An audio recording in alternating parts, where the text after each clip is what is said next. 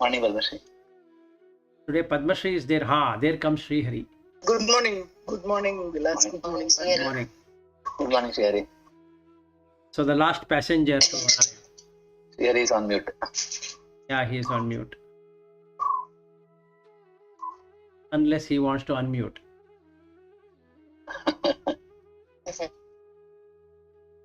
Okay, so yesterday we did 421. So the conclusion here is that number one should have Vairagya. Number two, it will lead to Bodha, which is knowledge. Third one is Uparati. So yesterday I and Sri Hari, we had a call after this. So we had a continuation of that. So I was telling him what is Uparati. Upa means higher. Rati means sensual. So we marry either a male or a female because of Rati. And we get Arati. Arati means dissatisfaction. Rati means to be enjoying the senses. Uparati means seeing the senses from top. So when you are seeing the senses from the top, just like somebody is watching, the senses will get withdrawn. So you get Uparati, and because of these three, that is dispassion followed by knowledge, Bodha, then Uparati, the other two will happen. That is Swanandha Anubhava, direct experience of bliss. Swa Ananda, self enjoyment or self bliss or self neutrality or equanimity or whatever we want to call in any language whatsoever. So basically, what is mind is that which has an intellectual capacity and a feeling capacity. Because of these three, dispassion, self-knowledge and sense withdrawal, the mind goes into non-expectation, or it just becomes paradarsha, which means transparent. So it gets into this Swananda Anubhava. And because of that, there is Shanti. So the Chitta will not have Vritti. So he was asking about Nivritti. Nirvritti. Vritti means movement. Nir means to stop the movement. So as long as the mind, which is having the consciousness Chitta, which moves, everything is happening. If the stillness is there in the Chitta, everything stops. So in that way, you are always in bliss, irrespective of whatever you are doing. So that was 421. So shall we go to 422? Yeah. Drishtadukeshvanuddvego vidyaya prastutam phalam yatkritam bhranti velayam nana karma jugupsitam paschannaro vivekena tatkatham kartumarhasi. Being unruffled by earthly troubles is a result in question of knowledge. How can a man who did various loathsome deeds during the state of delusion commit the same afterwards possessed of discrimination? Yeah. This is the most beautiful shloka. So, drishta dukkheshu anudvegaha. Vegaha means fast. Anudvegaha means it is like tsunami. The dukkha is coming like tsunami. Vidyayaha prastutam phalam is extolled or runs around by seeing this result of the knowledge. Of what knowledge? of whatever knowledge he is in search for the worldly things. Yat kritam bhranti velayam nana karma jugupsitam. So that which is done under the delusion, bhranti. Bhranti means not really delusion, moha is delusion. Bhranti means taking something which is not real. That is called bhranti. So, yat kritam bhranti velayam nana karma jugupsitam. So, if this delusion is there, then the person is enjoying suffering, all that. Let's say, if he treats it like a jigupsa. Jigupsa means disgust. That means if a person who was doing so many things in his life or her life, and as a consequence of his always suffering but not knowing that it is suffering, now he knows that it is only dukkha. There's nothing else than dukkha. He gets disgusted by that. If at all he gets disgusted, paschat naraha vivekena tat katam kartum arhati. So now if the viveka has dawned on him, how can that person who was doing all of these things which are equivalent to pieces, and that is something to be disgusted about. He or she was in that filth, not knowing it is filth. Now that a person knows all relationships are filth, all the things laid in front of him or her is filth, everywhere there is only filth.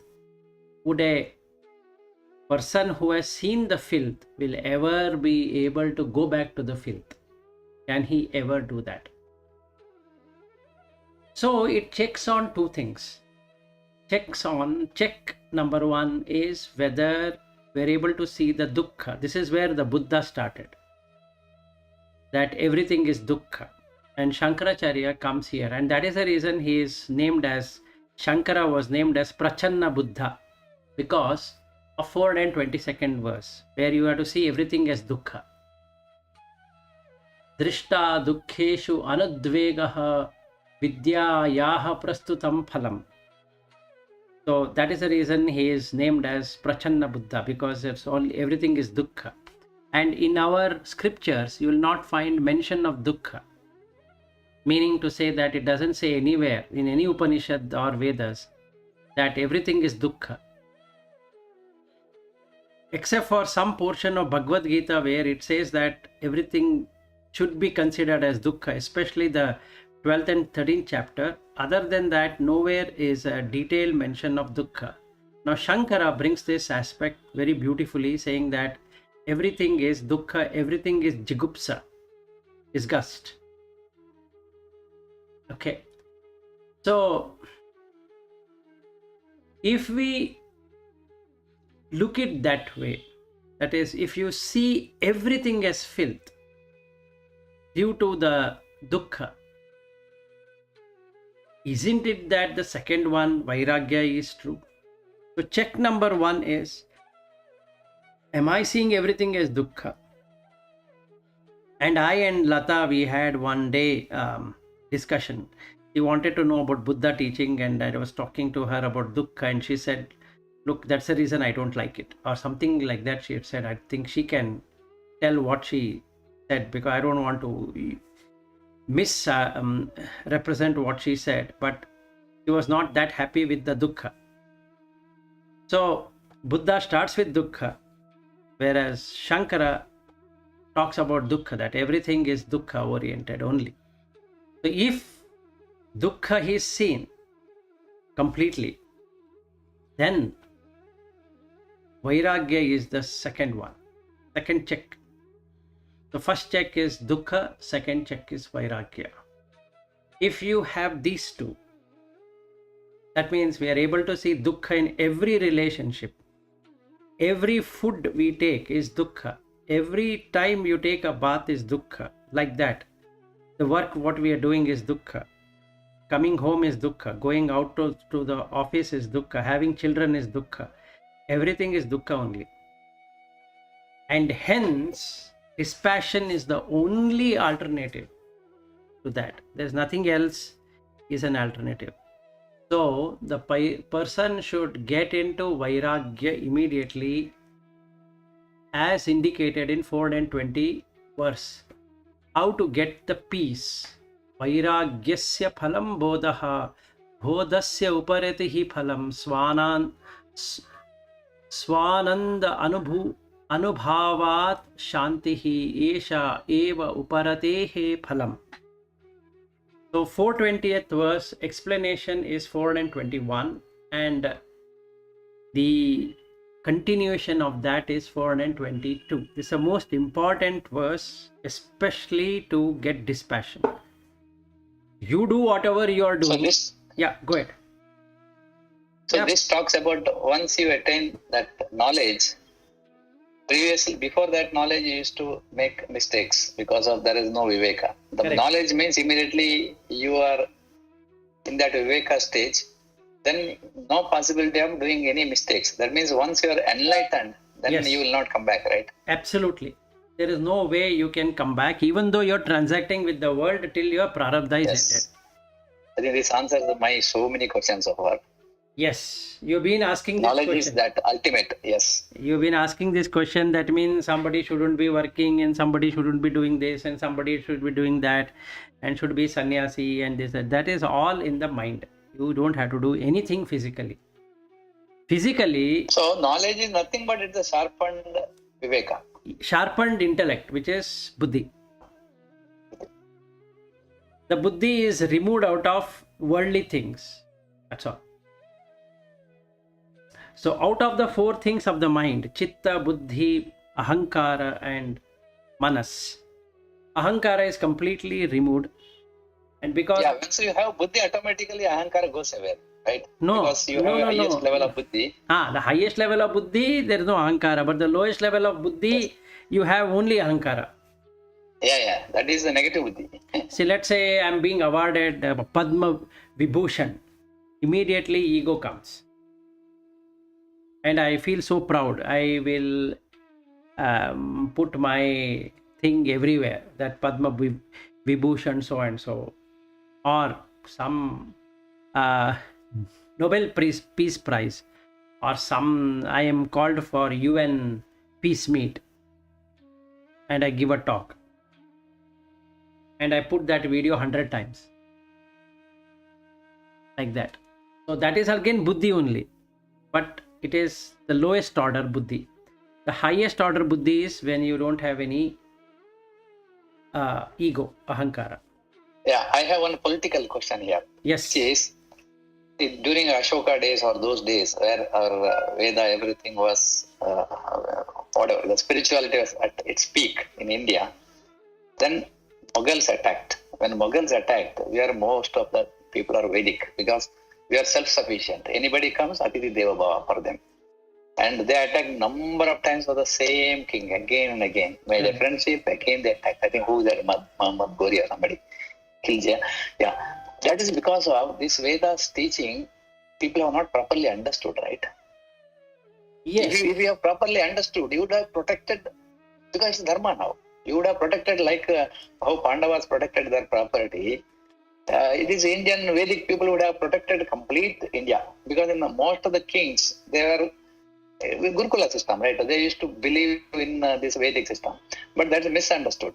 So what is really required is, once you have earned some wealth, it is you are spending that wealth for again spiritual aspects and also growth aspect. Correct. So now you don't have spiritual aspect, you don't have growth aspect. You are a dasa of somebody.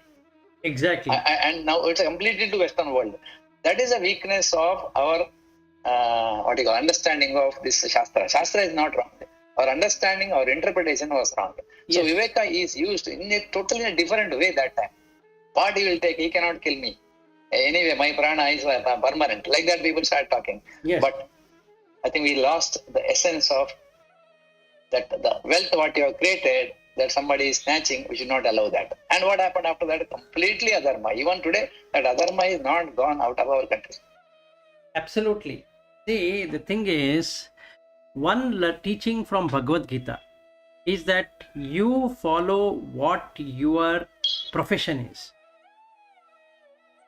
So, if your profession is a Kshatriya, you're supposed to safeguard your country, do what is required.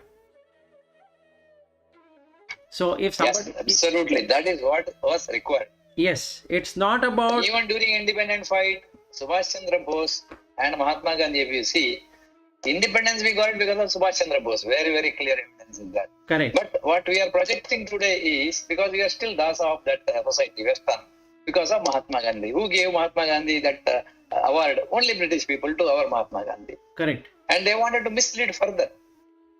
So yeah, they made money with all this, giving some wrong information. But okay, they are all wealth creating people and they have done that successfully. But now it's a time has come again. If you properly understand, like, what you are listening to, there will be so many people listening to this kind of things. And there will be some change will happen in the coming days. Yes, it should happen. Brahmana, Kshatriya, Vaishya, Shudra are the four varnas, it's not jatis. It has to be protected. Knowledge is needed, protection is needed. Vaishya has to do his business, and also that the Shudra has to do all other things put together. Yes, it is. See, the first and foremost, I was watching one Satyameva Jayate. There used to be one serial that used to come of Amir Khan. Yeah. In that, there is Amir Khan calls some person in Varanasi. And that person says that Brahmana is highest and Vaishya is highest because that is how the Rigveda talks about, or in the Purusha Sukta. That person was misrepresenting or mistranslating the Rigvedic, the what we can say. The meaning of the hymns. Yeah, the Purusha Sukta, the Sukta he was trying to misrepresent or misinterpret and misunderstand. And Amir Khan and all the other people, they anyway don't know what it is. Yes. So it went into a heated debate about why Hinduism is problem and this is problem and that is problem. Only if somebody would have, and that whomever is a priest would have really understood what is this Brahmano Mukhamasit Bahu Rajanya Kritaha Uru Dadyat Vaishyaha Padyam Shudro Ajayata. So if that person would have really understood what it means, that your body is completely integrated by four things. One, you require intellect, which is Brahmana. One, you require strength and valor, which is Kshatriya. One, you require to do something for your earning, which is Vaishya. And you need to do physical exertion, which is Shudra. So the Purusha has taken these four things, not that you have taken something. Because the first line itself says that Sahasra Shirsha Purushaha Sahasrakshat Sahasrapad. So nowhere it says that there should be only Brahmana or Kshatriya or Vaishya or Shudra. So when somebody misunderstands, misinterprets, mistranslates and does all kind of nonsense things, even though he is called as a Sanskrit Pandit, it's going to cause more problem. Only if somebody would have explained to that Amir Khan. Yes, he would have done it in a different way. If he had explained it in this way, then Amir Khan wouldn't have been jumping up and down in that serial. Correct. Okay, now what is that he gave as a message? So Amir Khan asked this question. That means to say that Brahmins are superior. He says very much. Because that is what is there in the Vedas. So he not only misrepresented Vedas, he also misrepresented what is the meaning of Brahmin. So people misrepresent, misinterpret and misunderstand, and they also misunderstand others. Only if that person would have understood what is Purusha Sukta at all. The first line itself is that. We don't have to go through all of these Vivekachudamani also. The first line says that Sahasra Shirsha Purusha. There are thousands of heads. Sahasra Aksha. Aksha means eye. Sahasra Aksha, Sahasra Pad. 1,000 feet and 1,000 eyes. When will you see that? When everyone is the same. And that is what is that is also there in Bhagavad Gita 10th chapter, where he talks about Virat Rupa. Same thing, no difference. And what we are now learning in Vivekachudamani is to see everything as same. Yes, correct. They should have explained it that way. Anyway, see, knowledge means it is there when you Saraswati comes out of your mouth. It is a part of top head. So it's a natural this one. Yes. So Bahu means you will be fighting, and somebody is moving is nothing but Vaishya representation. Shudra is this one, legs. Without leg, you cannot even survive. It's very clear. And a guru, Shishya is falling on guru's feet only, because the ego zero comes with that. Yes. See, that representation is a completely misrepresented because of lack of knowledge. That's what I understand. Knowledge was not there. Only through this kind of social media and this kind of preaching only, people will again understand what is this. Yes. So now the thing is, it has become ritual. So when I fall to the feet of somebody, what I am doing is, I am letting go of the ego. So what remains with me is three things. I am having the chitta, I am having the buddhi, and I am having the manas. Now the manas is the container. What it contains? It contains the chitta and the buddhi. So the teacher to whom I have prostrated, I am saying that take my ego away. Teach me how to minus the ego. Because that is the one thing which is causing injury to me. So make me Shunya of ego. So when it came to Shunyatavada, again the same problem. Shunya of what? Ego. But then they said that Buddha talked about Shunyata and all that. So all funny things started happening. It is ego of your self, which is I. So if you let go of I, what remains with you is minusing I only three things. Manas as a container, Buddhi as that intellect, which can have aviveka and viveka both. Now you have viveka, and then you have chitta. So what is flowing in the chitta is the light, and what is there in the buddhi is viveka, and what you are seeing as a container is filled with viveka. So the next thing after viveka is vairagya only. There is nothing else. It is a natural progression. Not that I have to take vairagya and go somewhere. No, I need to only discriminate, which is Viveka. So Shankara's the four foundation, sadhana chatustaya, is very simple. You take Viveka, everything else will happen. Just use discrimination. That is why it is called a Jnana Marga.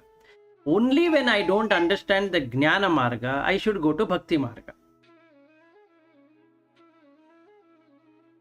Because I am unable to let go of that identity view, which is I, the ego. So when the ego is there, it has to surrender. So whom it can surrender? It can surrender to a guru or a devata or somebody whom I really have faith. So I can have faith in Krishna or Rama or whoever I believe, and I become a dasa of that. Instead of dasa of something, I become a dasa of that. Let us say I become a dasa of Krishna. So now I am a Krishna dasa. For me, everything is Krishna. If somebody is blaming me is Krishna, if somebody is appreciating me is Krishna, if somebody is hitting me is Krishna, if somebody is torturing me is Krishna, everything is Krishna. So that is the best way when the jnana does not arise in removing ego. If it is making the ego more stronger, then the bhakti marga is the best one, where the surrender happens. Any further discussion, or shall we go to the next verse? Yeah, I think this indicates the Jnana Marga Once you attain that enlightenment, rest will automatically adjusted accordingly. Yes. No need to worry. Once you get Viveka, everything, you don't have to do anything for Vairagya. You are already in Vairagya. So if Vairagya happens, Shamadama automatically happens. Oh, sorry, Shamadama, Uparati. These three things. Uparati, which we already spoke. So Shamadama, Uparati, three things automatically happen. That will take to another three of them. So you get Titiksha, Samadhana, Shraddha. And because of this, the fruit coming there, Mumukshatva is the final pillar. So 4 pillars. Any one thing has to work. Yes. And then even if you take Buddha teaching, if you can, we are able to see dukkha in everything we do. We don't see it. If you are really able to see that, then also this will lead to Viveka and all that will come. Absolutely. There can't be anything. The whole thing is to remove the ego. That's all. Correct. So all will come. Only one has to somehow penetrate. Yes. So you have to take a path out of 5. You have to take one path and completely be in that. Don't shift sides, saying that, okay, let me do this, and no, I will not do that, I'll do this. No, I will not do that, I'll do that. So then you are shifting, which means that the mind is already moving. That means the ego is going to always be there. Yeah. So otherwise, we are anyway following this Vedic path. Then you have to sit and contemplate. Or manana has to be done for all the teachings, deeply and deeply and deeply. And then all this will dawn. Yes. Right? Yes. That is one way. The other way is bhakti. So you be with some deity from God, and then consider everything as that God. Yes. 2 things. 2 things. So all what we can say, all photos to idols, to human beings, to animals, to plants, to everything is that deity only. Right. In the mind, it can be 100 things what we are seeing. But as far as, let's say, if I am in Bhakti Marga and let's say I meet anyone, I am seeing that deity only. I am not seeing anything other than that deity. So my interaction with is with that deity. So if that deity, if that person is shouting at me, that deity is shouting at me. If that person is appreciating me, the deity is appreciating me. And a cow passes by, then I see the deity in that cow. That is how everybody talks about bull coming, and that is Shiva and all that, because now you start seeing that deity in everything, not as an imagination. Really you see it. Right. So that is where the thing is. If you're imagining means you can imagine anything you want. Yes. So the really seeing is the main thing. Yes, and that is the reason the tears will start to roll, because you are seeing the deity has taken that form. So you feel compassionate. Yes. You feel compassionate, and you see that a beggar is coming, and you fall to his feet. He's a beggar. And the beggar is surprised, but you are not surprised because you are seeing that deity in that beggar. Yeah. You feel that compassion. Oh. Yeah. So it has taken this form. I think you know that Shankaracharya had gone to was on his way to Varanasi, Kashi, and then on the way one untouchable comes in between, and then he says Chandala. Then that fellow says, Chandala where? In your mind or outside? Yeah, correct. And then Shankaracharya prostrates to him because now he has opened his eyes. Yeah, that's what I was thinking. No, in spite of being so learned and so advanced, still that instant reaction came. Yes, absolutely. Even in Shankaracharya. Absolutely. Because of the impressions. Correct. So I think then we want to talk about us. Absolutely. So after that, Shankaracharya goes into, he does 21 days of meditation, dhyana. Then he writes Vivekachudamani. That is how the Viveka came into existence to Shankara. Even before anything arise, so he combined Atma Bodha, Atma Sakshi. There's so many things he has written about Atma. So all that culminated into Vivekachudamani. After that, as a summary, he wrote that Aparoksha Anubhuti.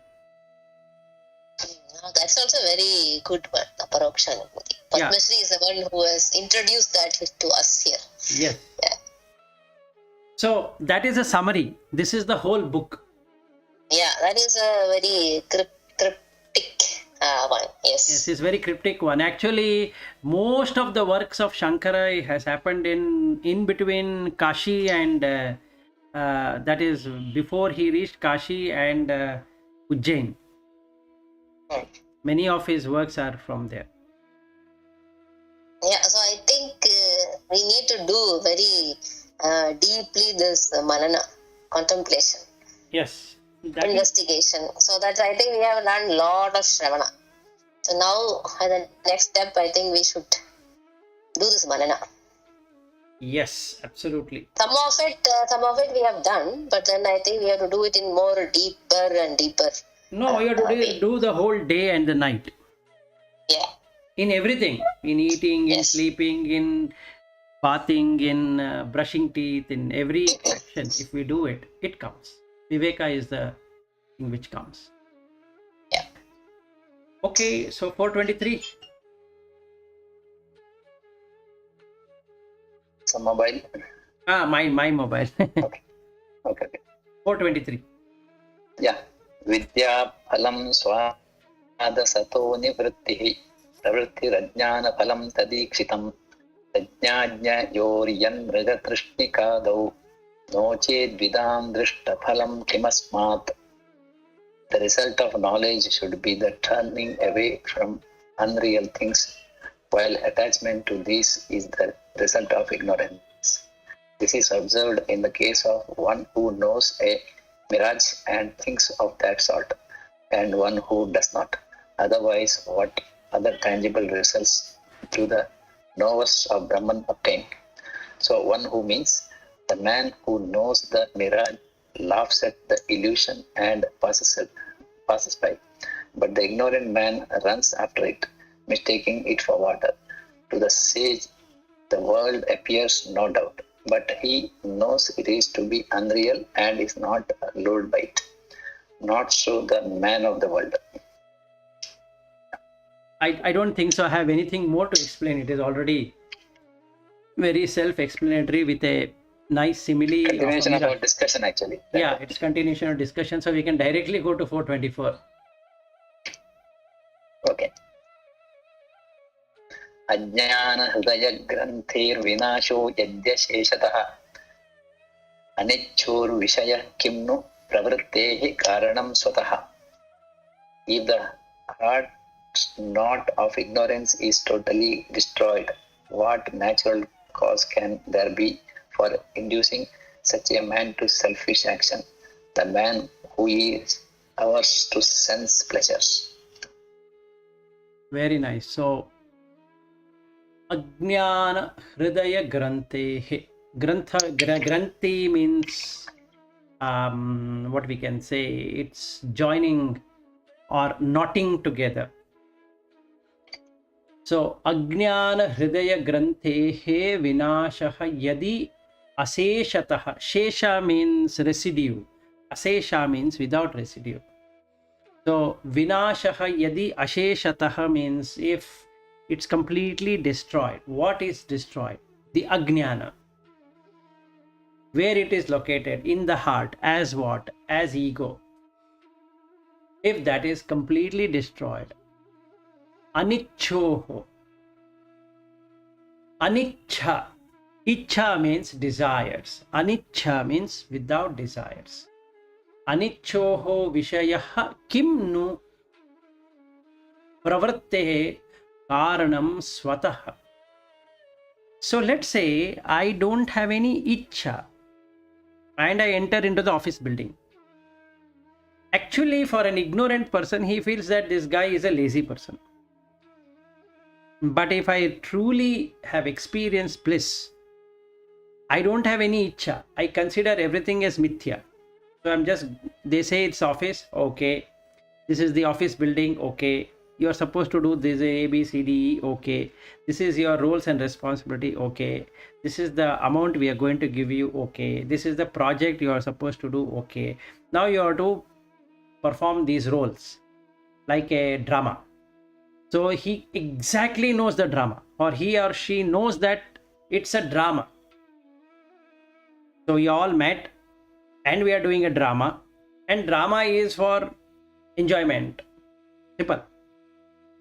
So you just do it. And when that happens, what object can prompt him to pursue the path of pleasure?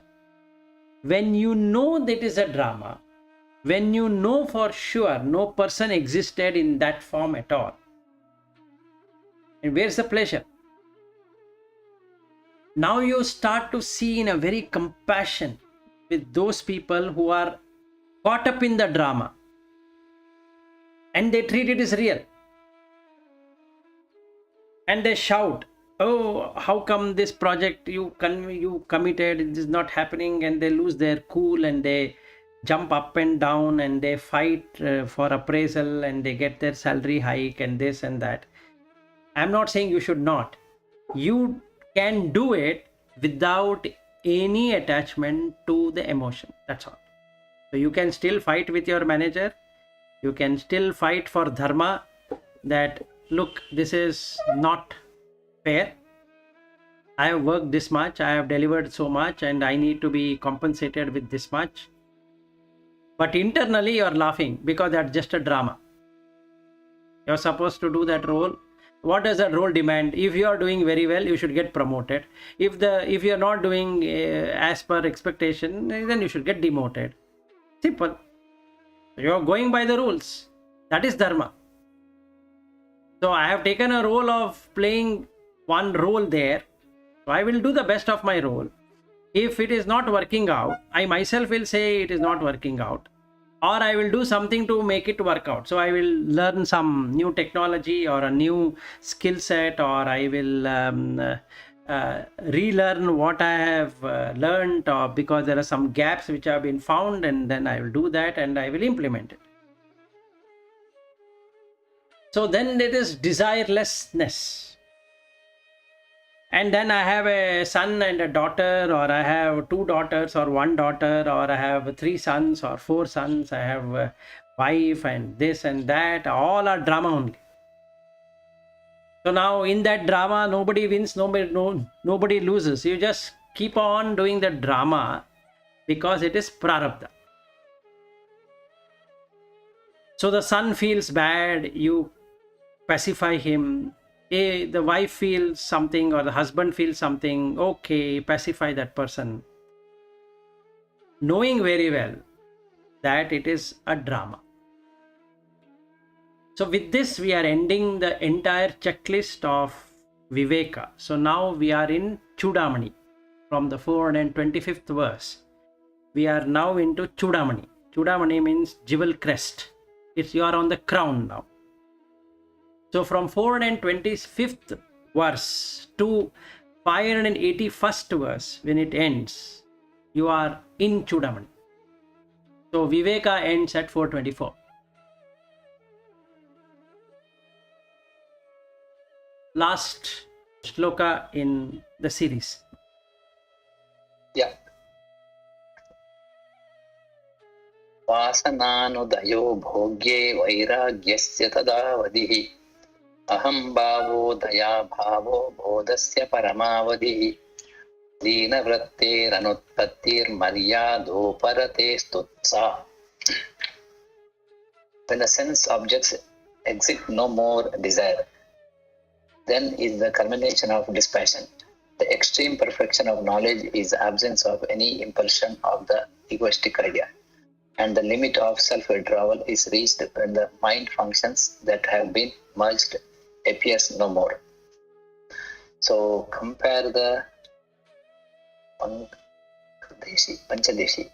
The acme of dispassion is settling at not even the joys of Brahmaloka, the highest heaven.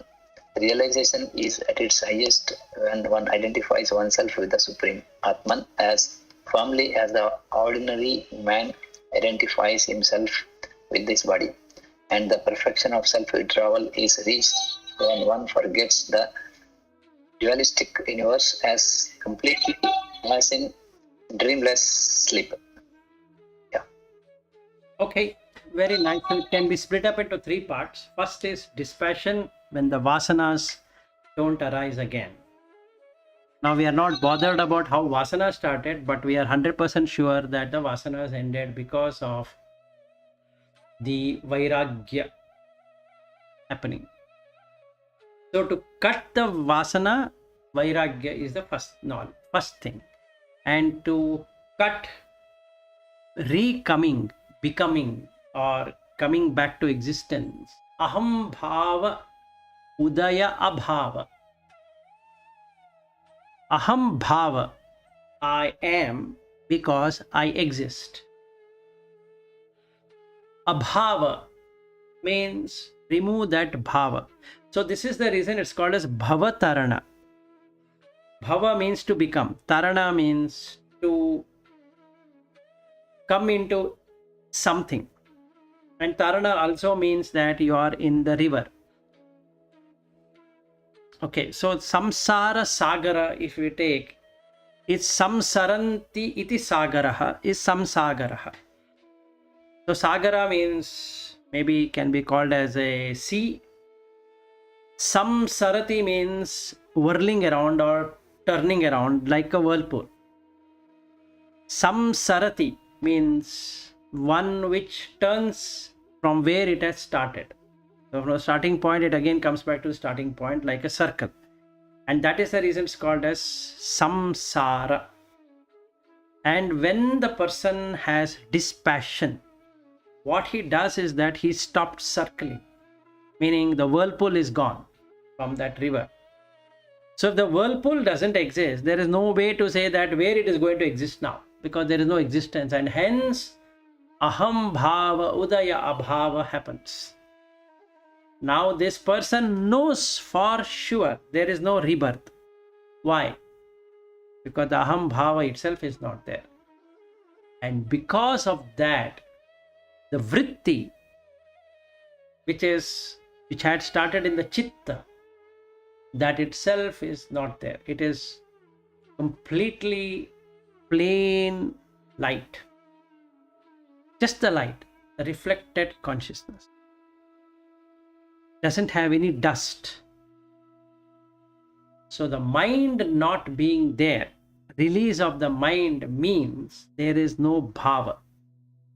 And because it became a bhava, the person never ever arise again. So he has withdrawn from everything. Now in this state, what we call as nirvikalpa here is that he can be interacting with his family. He did not have to interact with his family. He can be working in an office. He might not be working in an office. He might be in a cave, or he might be in a 5-star hotel, or he might be in a palace. He might be anywhere, or she might be anywhere. It doesn't really matter because there is no I. So without I, everything looks the same. Only I made the difference, saying that, oh, this is a cave, this is a palace, and this is this, and this is that, and this is my wife, and this is my son or daughter or husband or whatever, or office or whatever, because of that I. Now you see the reality. The supreme reality is everything is the same. 425th verse, if you correctly follow, you can take the jewel crest and put it on your head. Because there is a culmination of dispassion, culmination of knowledge, and culmination of renunciation, because there is no vritti at all. So lina vrittihi Anutpattihi Maryada Uparatehe tu sa. So when the sun senses are withdrawn, Maryada happens. Now there is this in Kannada, they say that Maryade, modesty. Don't you have modesty? Sense withdrawal is the highest modesty. This is the final result of culmination of everything. That is, the knowledge and dispassion creates renunciation. You have renounced, not the wife or the husband or this or that. That's an example given. But you have renounced the senses. Without the senses, mind doesn't exist. Without that, it's deep sleep. So that is Nirvikalpa Samadhi. So what we achieved now is ignorance of deep sleep is now knowledge of deep sleep. Now there is physical sleep, which is going to be there, but mentally I am already sleeping. No attachment to anything. Now, no attachment to me, anything means what? The five senses are no longer causing problem to the consciousness. The consciousness remains unaltered because the chitta was having vritti, so there is no alteration. And because there is no alteration, the buddhi is now completely stabilized. Because the buddhi is stabilized, there is no ego. So what is reflecting in the manas is pure consciousness. That's all. So we have reached the jewel crust or the jewel crown. Shall we go to this Chudamani section? Now the Viveka is done. Yeah, if you have time, fine, till 9:30. Yes, I have time. So this is about the Jivan Mukta's Lakshanas. Yes. Brahmakarataya sada stitataya nirmukta bhahyarthadhi anya vedita bhogya bhoga kalano nidralu vadbhavalavat swapnalokita loka vajja gadidam pasyan kvachillabhati aste kaschidananta punyaphala buddhanya samanyo bhuvi. Freed from all sense of reality of external sense objects on account of his always remaining merged in Brahman, only seeming to enjoy such sense objects as are offered by others, like one sleepy or like a child beholding this world as one seen in dreams and having cognition of it at chance moments, rare indeed in such a man, the enjoyer of the fruits of endless merit, and he alone is blessed and esteemed on earth. So only seeming means when his attachments or friends offer him food and the like, he takes it but half consciously, his mind being deeply absorbed in Brahman. The enjoyer means that is a most fortunate man at this stage. Okay, so now we are in the jewel crest of the or Chudamani. What it really means is that what is liberation while living? So it starts with 426th verse, ends at 479th verse. So if we take one by one, 4 aspects of Jivan Mukta, the first aspect is what Bhatt read out. So there are 5 shlokas relating to the 4 aspect of Jivan Mukta. Then there is a second aspect, the Jivan Mukta Lakshana. So what we can do is, the 5 of us, or whenever we come to this, we need to see in each other whether we are having any sense of Jivan Mukta or not. Not that we are already in the jewel crest or in the Chudamani, but at least are we near anywhere there. So this is one exercise we need to do for all the 5 of us. Okay. So that are 11 verses. So we need to see that and see whether how far or how near we are in this. Then the third one is the acid test of a Jivan Mukta. There are 3 slokas associated with it. Talks about Vairagya. Then comes a most important aspect which Bhatt has been waiting for, I think, for all these years. What is Prarabdha Karma? What is Sanchita Karma? What is Agami Karma? So there are 19 shlokas which talk about how a Jivan Mukta will deal with the Prarabdha Karma, Sanchita Karma and Agami Karma. Okay. So 2 shlokas are on Sanchita Karma, 2 shlokas are on the Agami Karma, and 13 shlokas are on Prarabdha Karma.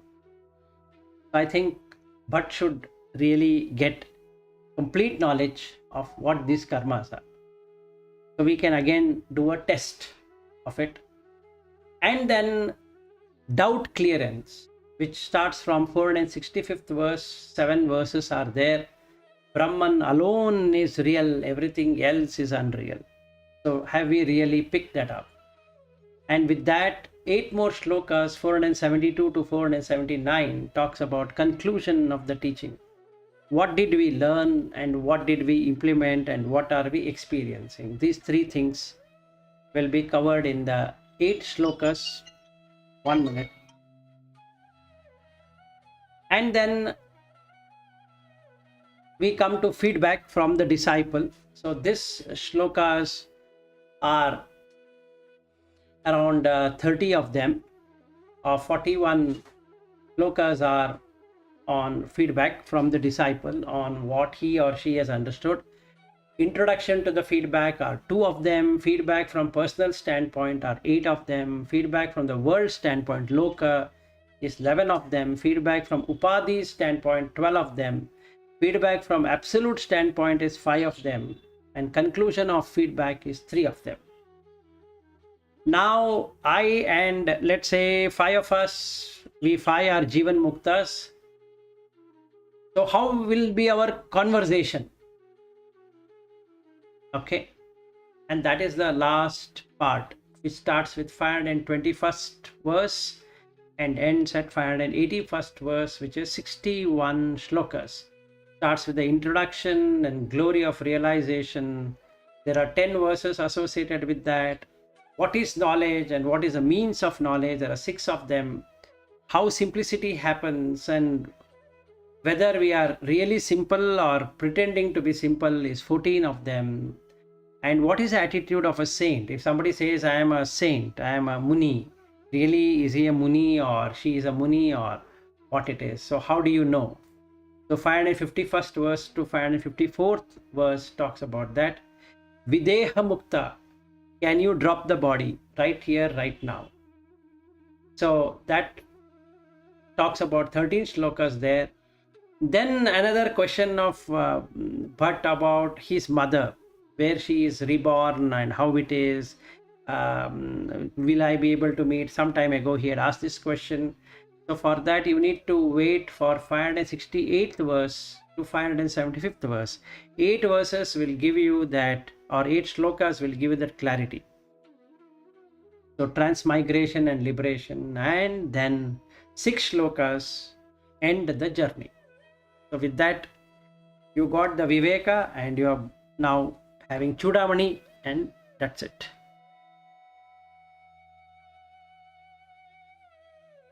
I think we will go through this first shloka what you read tomorrow. So just wanted to summarize what you're going to learn on the Chudamani. Yeah. So 426th verse to 581st verse.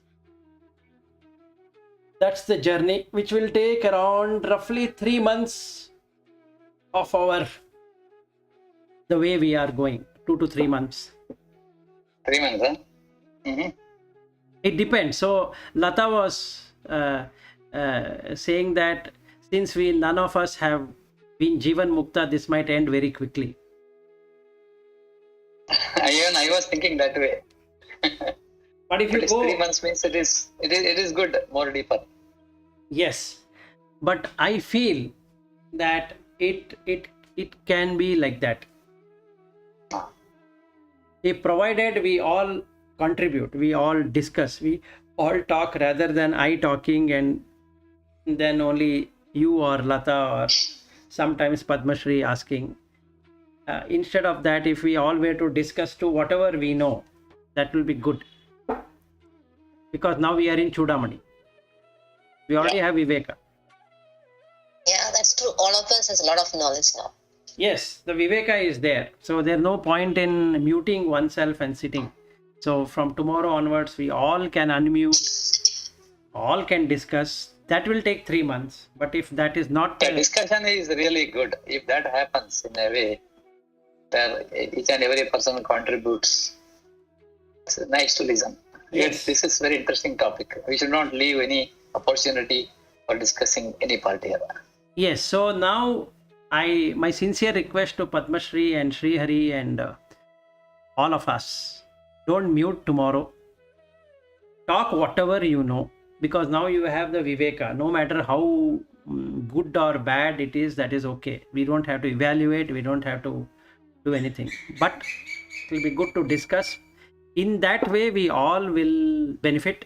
Otherwise, what is going to happen is that I'll read out the shloka, or Bhatt will read out shloka, he will say what is there in English, and then I will also say from my part what is there, and then it keeps on going. So it will hardly take 1 month from today to complete this. But we are missing the whole thing itself. I think we shouldn't do that. I don't know what you all feel. Yeah, fine. Okay for that. Whatever I know, I will say. Yes, I'm not expecting anybody to say anything than what they know. Yeah. So this is like yajna. Yes, Everyone should contribute some dravya. yes. So you are doing Brahma Yajna. Yeah, that's Brahma Yajna, correct. Brahma Yajna. Brahma yajna. Yeah, Sri Hari, you wanted to say something.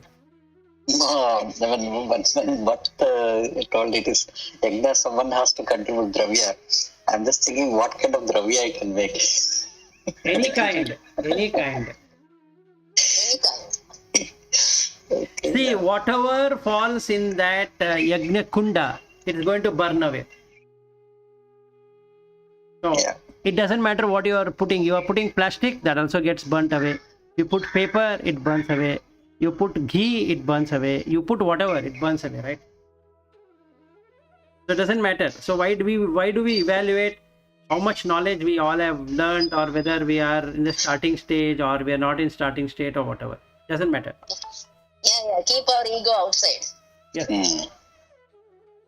And then there is no problem, no? So whatever you want to say, you can say. Only if the ego is there, you have a feeling, oh, what I told is right, wrong, not appropriate. If no, ego is there, you don't care. So you say, and only the good things will come out anyway, if you keep the ego out.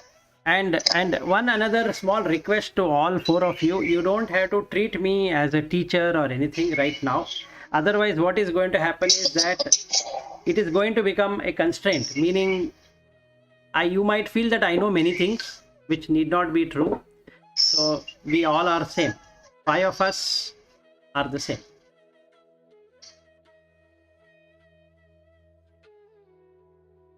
So from where I am reading, what I am reading, you don't have to worry. Consider that whatever level you are in, I am at the same level. It doesn't matter. Is that okay? Even none of us know which we are in which level also. So Yeah. it's So, okay. so it doesn't really matter. Why do you put somebody? So relax. Till we all realize there is a Guru Shishya Sambandha is there. Yes, it is there. Once all that dissolves, we are same. No, that is correct. But for this Chudamani, let us play that game. Otherwise, You give a lot of freedom to discuss anything. Yes. yeah, so it doesn't really matter. So we shouldn't be muting ourselves from tomorrow. So it should be a very good discussion, because then only the shlokas, what is there, makes sense.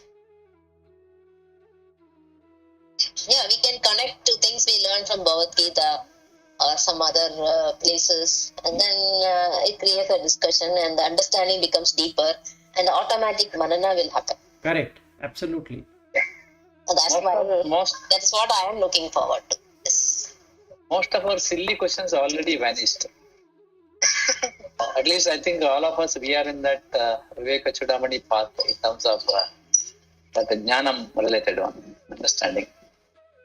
The teachings is already more or less known to us. Now it has to have, I think, mananam. That is right. Mananam is required. It should remain in all our karyas. Yeah, so at least we can have this 1 hour of manana. We had a lot of Shravana. So Yes. at least with this discussion, so we'll have some kind of manana, and then I think once we start, then there's a chance that we can also continue that throughout the day. Yes, absolutely. So that's the reason was my request that let us unmute ourselves, let us speak, let us discuss whatever we know. It doesn't really matter. Nobody is good or nobody is bad. Let us not evaluate. Bring that ego there to evaluate. Let's just discuss with the shloka. Yeah. Okay, so we'll meet tomorrow then. Sure. Okay. Okay. Thank you. Okay, Thank you. good day. Bye. Bye.